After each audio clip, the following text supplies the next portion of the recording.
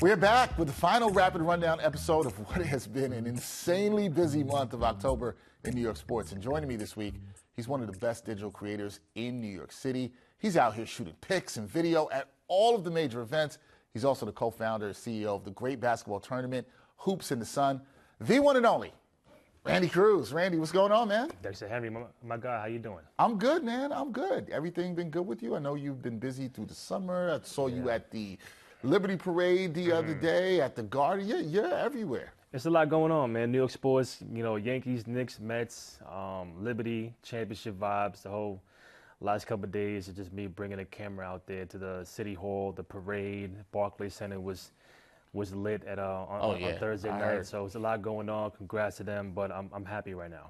All right, happy and good. It's a great time in New York sports, people. What a month. What a week. We got to get into all of it. You heard Randy talk about it. The Liberty, they won the WNBA title. The Knicks regular season is underway. But first, Randy, we got to take it to the Diamond, where the World Series got started. And the Yankees, they suffered a tough loss. That was a tough one to the Dodgers in Game 1. We saw hobbled Freddie Freeman. He hits a walk-off grand slam with 2 outs in the top of the 10th inning. And I know the Yankee fans, they are still hurting. My director, Joe, he is still recovering from this. But here's the thing. We saw Nestor Cortez, right? He's pitching for the first time since September 18th. He gave up the home run.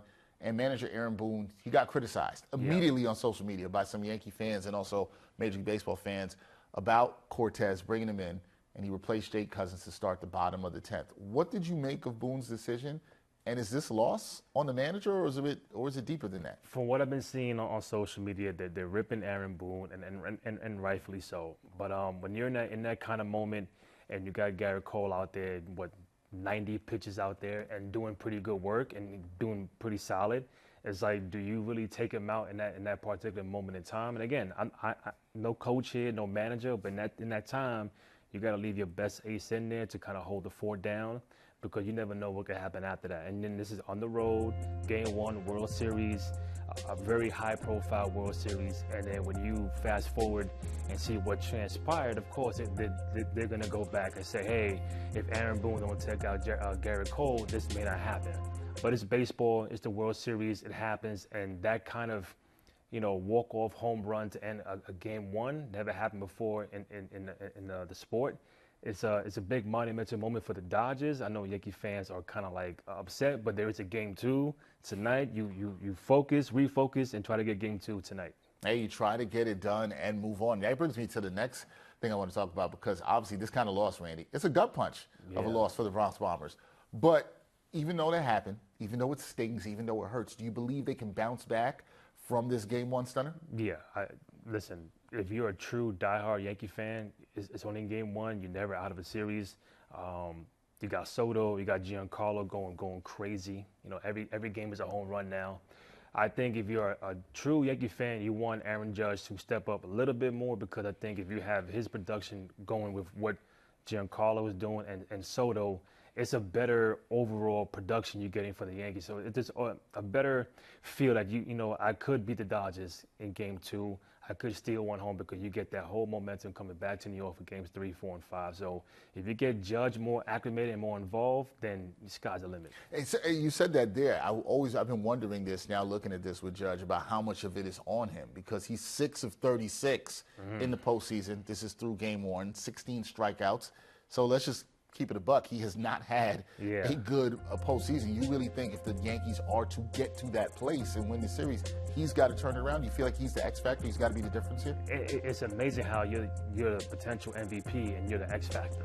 Right. That's kind of crazy. Right. And it's weird how they walked, I believe Soto to get to Aaron Judge. And I think that's the psyche, like, hey, are they messing with him? Like, you're going to walk him and not me. Like, now you're messing with my psyche of going forward. Like, now it's proven like I gotta get something done, whether it's a single, a sacrifice fly, something to get the production from you, because from the whole entire playoffs, you mentioned 6 for 36, I think it was 18 strikeouts. That's a lot, and I don't know what's going on, technique or whatever, but if they don't get production out of him, then it's going to be a long series for the Yankees. Yeah, it's going to be a long series in a way the Yankee fans don't want. Do you think Aaron Judge is good enough? He's played like an MVP, just has to start doing it in the postseason. We'll see if he's able to get it done. Okay, the New York Knicks, they are back playing basketball games that count. We saw two very different games this week to start this season, Randy. You saw a blowout loss in the opener to the Celtics, and we saw a home opening blowout victory over the Pacers on Friday night. So what is your thoughts on the small sample size we've seen from the Knicks early on this season? What's your observations of this Knicks team?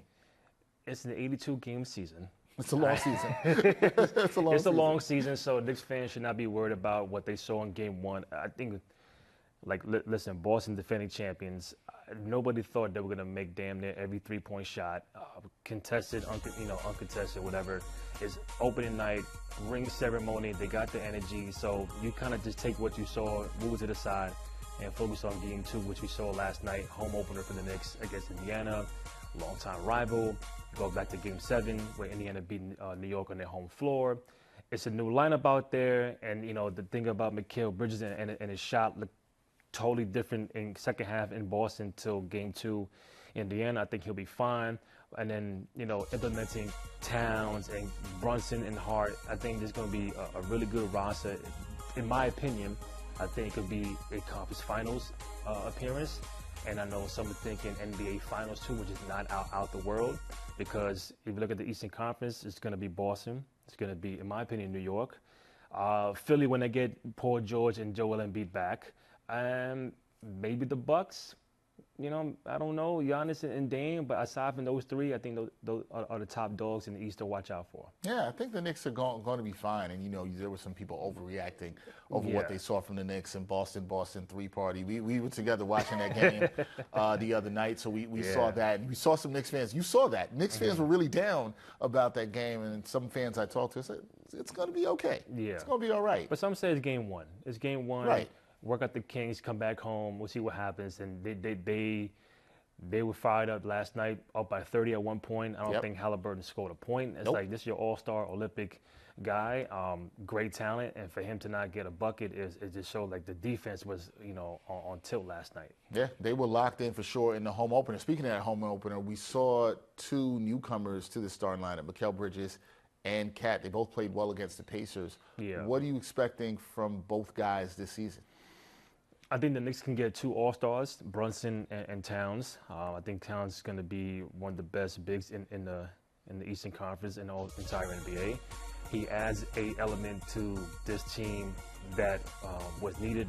Big man, scoring, rebounding, that can create his own shot, can pass outside the double team, get others involved. So and outside bringing the three-point shooting. So now when they double Brunson or double Mikal Bridges, you have a big guy that you got to guard him now 20, 25 feet. Now if you get up on him, pump fake, attack the basket, get other guys involved. So that's a different element the team has added with Towns. With Bridges, you put him and OG in the wings, that's the defensive, scary part for the defense. So good luck trying to get by those guys on a nightly basis. But, plus the scoring for him. He was getting 20, 25 in Brooklyn. You add that plus defense.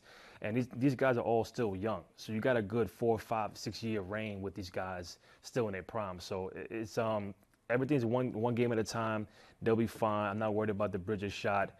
Towns looks to be fitting right very well at the beginning. So I know Tom Thibodeau is going to have this team prepared every single night. Yeah, you know that for sure. Orange and blue skies. We will see how things are for the Knickerbockers. They're 1-1. They have an interesting week coming up ahead. Host Cleveland, then they go on a 4-game road trip. So we'll see how things are for the New York Knickerbockers.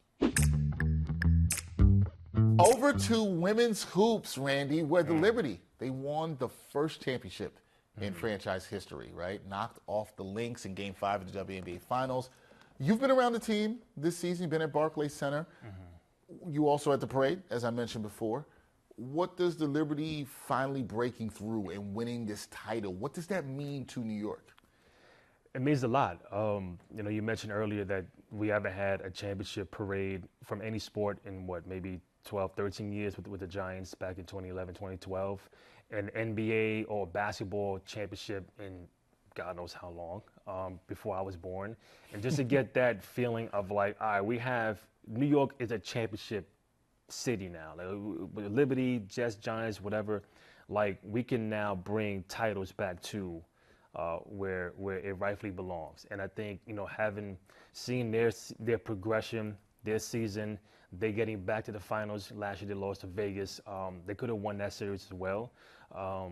But seeing that coming back pretty much with the same roster, a little tweak here and there, and to see the grind of beating Atlanta, beating defending champion Las Vegas, and then go into a crazy, memorable 5-game series with Minnesota, and to see how it capped off in your building, it's like you can't get any better than that. And seeing what's been going on with the parade and City Hall and Thursday night at Barclays, the fans really showed out.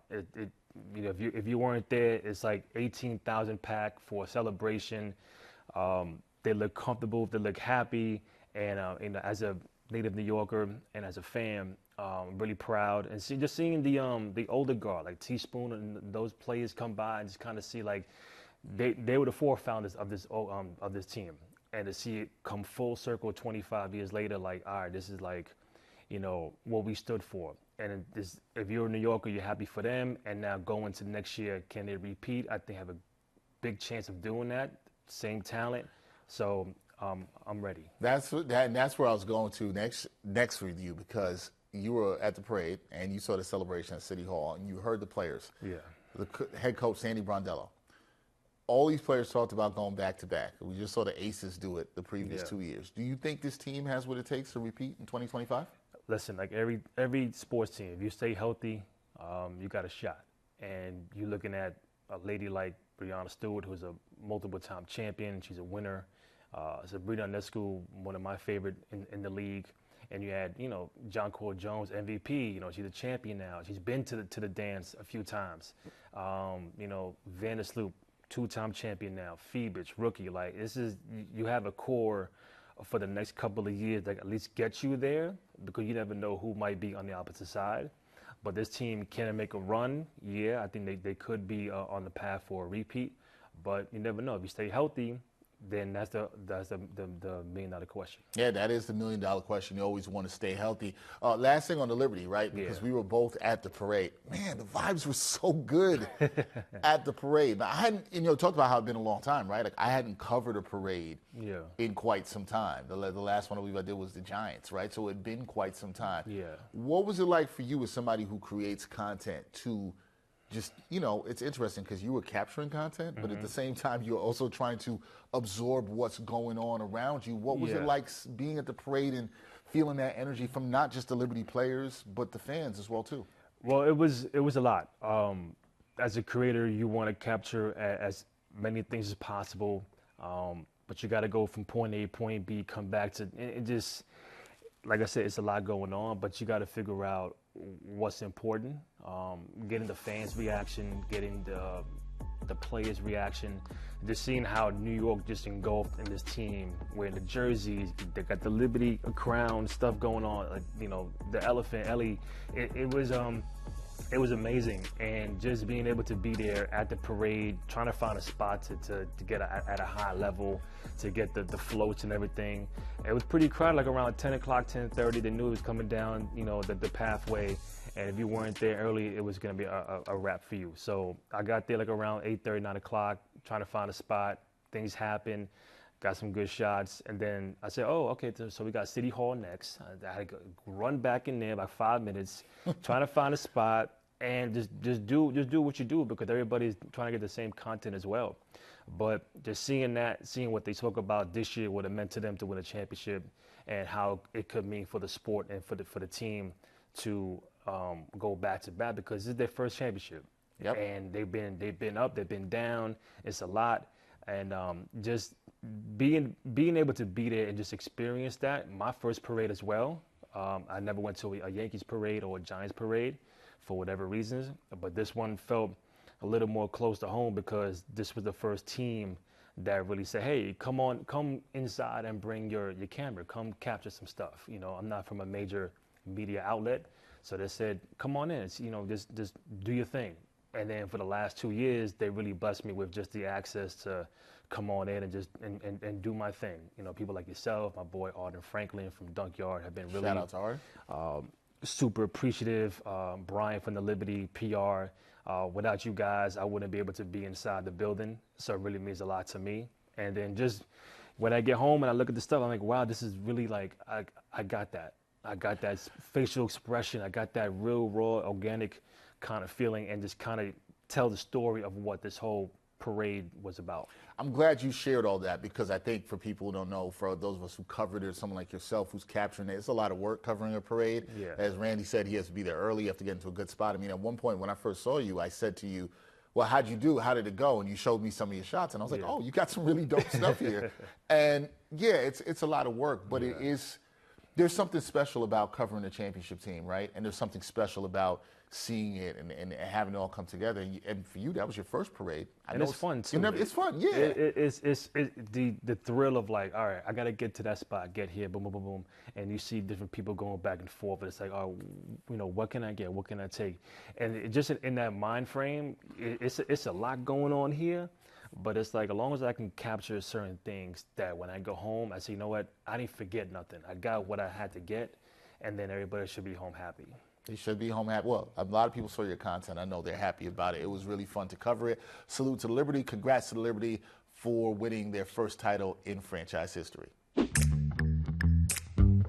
All right, we got a bonus question this week. Randy, I got to talk to you about this. You are the proud co-founder, CEO of Hoops in the Sun. For those who do not know, legendary basketball tournament that goes down each summer at Orchard Beach in the Bronx. I've been there. It's been a while since I've been up there. I got to get back up there soon. But you guys have been doing this for years. Yeah. Okay? I've seen it grow in different ways from where it was initially to where it is now. What's it been like for you to be a part of that growth? And then what's next for Hoops in the Sun? I know everybody always wants to elevate, make it better. So what's next for Hoops in the Sun? Next is our 25th anniversary next summer. Wow, 25 years. 25 years. Wow. And it's kind of like scary, like, oh, I've been doing this for 25 years. My dad had a dream, had a vision in late 99, going to Venice Beach on work-related purposes, and just walk by Venice Beach, and it just clicked. Like, you know what, I gotta bring this element back to New York. He saw the restaurants, he saw people playing basketball, just the overall vibe on the beach, and said I could bring all of this to New York, Orchard Beach, because Orchard was our favorite hangout when he, took me and Joe, my brother, and my mom when we were younger. And Orchard Beach is like a second home to us. Like, we go there during, fall, winter, spring. It's not just summertime for us. And he said, I want to do a tournament. And we were like, where you want to do it? We were working under Ray Diaz at Nike Pro City at Hunter College at the time. And he said, I want to do it at Orchard Beach. I think because it's never been done before. And you fast forward now, people still don't know there is a beach in the Bronx. It's kind of weird to say, but people just don't really know about it. No, I wanted to say, I'm glad you brought that up, because I remember my first time going to Hoops in the Sun, and it was because of a mentor of mine, Court Stanley, took me up there and told me about it. He was like, you got to cover it. And I was like, wait, there's a beach in the Bronx? It's funny, when I eventually worked for another outlet, I used to end up covering it and going there all the time. But, like, I didn't know. So I was not alone. I'm a native New Yorker from Brooklyn. I did not know that. So I'm not alone in that. But go ahead. I'm sorry. Don't feel too bad, because people who live in the Bronx have told me that's a little more shocking for me. They never been there or didn't know we were at Orchard Beach. They thought we were at a different park. And I said, no, we've been here for 24 years, right by City Island. So it's still an underrated gem. And we did a lot of paint jobs, a lot of different manifestation to the court, and it's now, I think, even 24 years later, now we're starting to get like the notoriety that I think it should deserve. A landmark in New York City sports, and especially street ball. They're still doing a major renovation to the pavilion that should be done by the spring of 25. So when we go back there later on next spring, it's gonna look different. And what is 25 years gonna be? We're still in the process of trying to figure things out. We always want to be different and creative and innovative. Never want to be like the same of the previous year. Always take what works, bring it to the following year. Whatever don't work, keep it back there. And just having the right talent. We have a lot of youth teams. I think we have about 55 teams in our youth division. That's the heart and soul, the backbone of this event, this tournament. We have a women's program. We got 6 teams in that one. We got a men's program. We got 8. So if we look at it, the youth pretty much run it from 10 years old all the way up to high school. That's the bread and butter. And just trying to be consistent, be different, creative, innovative, and keep bringing that magic to the Bronx and let people know what Orchard Beach is really all about. Yeah, if you have not been to Hoops in the Sun, I highly recommend you go check it out. If you did not know there was a beach in the Bronx in Orchard Beach, also check it. It's a great vibe there. A lot of people, it's always great. It's good basketball. I heard it's hot. It can be hot, but hey, you're close to a little bit of breeze off the ocean. You get that too, you're so right you get that vibe. water. You're right by the water. It's a good time. Good people coming out to see some good street ball.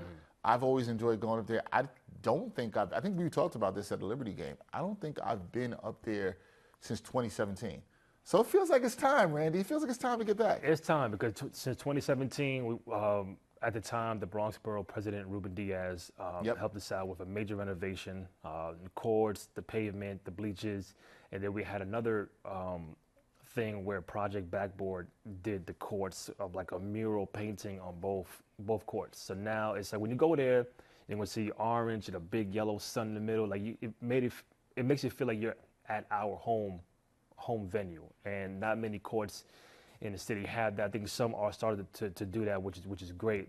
But just doing that 2 years ago, and just adding that different spice and that element was perfect. Yeah, no, I can't wait to see it. I got to get back up there this summer. It's always a good time. Like I said, Hoops in the Sun, check it out. You like some outdoors street ball in the summer? Orchard Beach is a great place to be. That is my guy, Randy Cruz, one of the best digital content creators. I appreciate you, man, coming up to the New York Sports Rapid Rundown. It was great to have you on here. No problem, man. Thank you, man. You do a great job. I don't know how many people tell you this, but this guy, he's the guy right here. So looked out for me plenty of times, man. I appreciate the invite. Thank you, man. Oh, man, thank you. You've looked out for me as well. Our paths have always crossed and connected, and we'll still continue to do so. So got to have you back up here sometime, for sure. Well, you're definitely coming back up before the 25th anniversary of Hoops and Sun. You absolutely have to come back up here. that is non-negotiable. Definitely having you up here. That's a fact. Check out Randy's work. We appreciate everybody for checking in on this edition of the New York Sports Rapid Rundown. We will see you all next week.